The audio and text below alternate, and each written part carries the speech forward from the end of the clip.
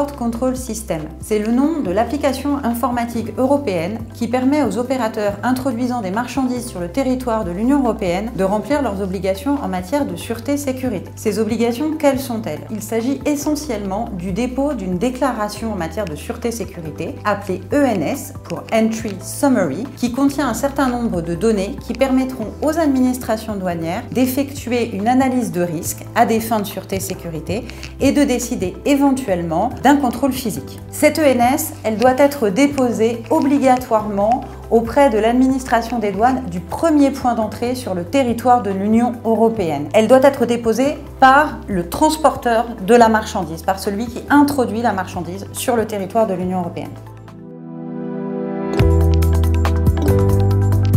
Dans le cadre du Brexit, avec la fin de la période transitoire, on va rétablir l'ensemble des formalités douanières entre le Royaume-Uni et l'Union européenne. Tous les opérateurs, tous les transporteurs qui vont faire venir des marchandises du Royaume-Uni et qui vont rentrer en France par le tunnel ou les ferries entre le sud de l'Angleterre et le nord de la France devront déposer cette déclaration sûreté-sécurité dans le système ICS français, dans la composante française de cet applicatif informatique. Pour les transporteurs routiers qui traverseront par le ferry, l'ENS devra être déposé 2 heures avant l'arrivée sur le port français. Pour la navette Eurotunnel, ce sont les délais du ferroviaire qui s'appliquent et donc l'ENS devra être déposé 1 heure avant l'arrivée sur le territoire de l'Union européenne, donc le territoire français. Une petite exception, pour les remorques non accompagnées, l'ENS est prise en charge par la compagnie de ferry. Mais il est important de noter que pour tous les camions accompagnés de leur chauffeur, quand on parle de transport accompagné, c'est la compagnie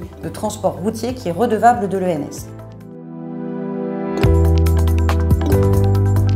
Quelles sont les données de l'ENS? Les principales, ce sont essentiellement d'abord l'identification du redevable de l'ENS, celui qui la dépose, qui va apparaître grâce à son numéro EORI sur la déclaration. Ensuite, on va avoir des informations évidemment sur la nature de la marchandise, sur le moyen de transport utilisé et notamment ces plaques d'immatriculation qui seront très importantes dans le cadre de la frontière intelligente développée par la douane française pour maintenir la fluidité du passage transmanche. C'est grâce à cette donnée, cette plaque d'immatriculation, que le lien pourra être fait par le SI Brexit pour reconnaître le camion, le lier à son ENS et aux autres formalités douanières au moment où il se présentera pour traverser avec le ferry ou la navette Eurotunnel. Autre information dans l'ENS, évidemment, le port d'arrivée et l'heure estimée d'arrivée des marchandises.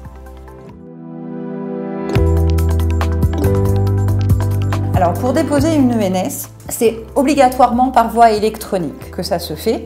D'ailleurs, c'est pour ça qu'on appelle toute la procédure par le nom de son système d'information ICS. Donc nécessairement par voie électronique et obligatoirement par le biais d'une connexion certifiée avec la douane française. Soit vous disposez de cette connexion certifiée, soit vous devrez recourir au service d'un opérateur, d'un prestataire qui dispose déjà de la certification nécessaire auprès de la douane.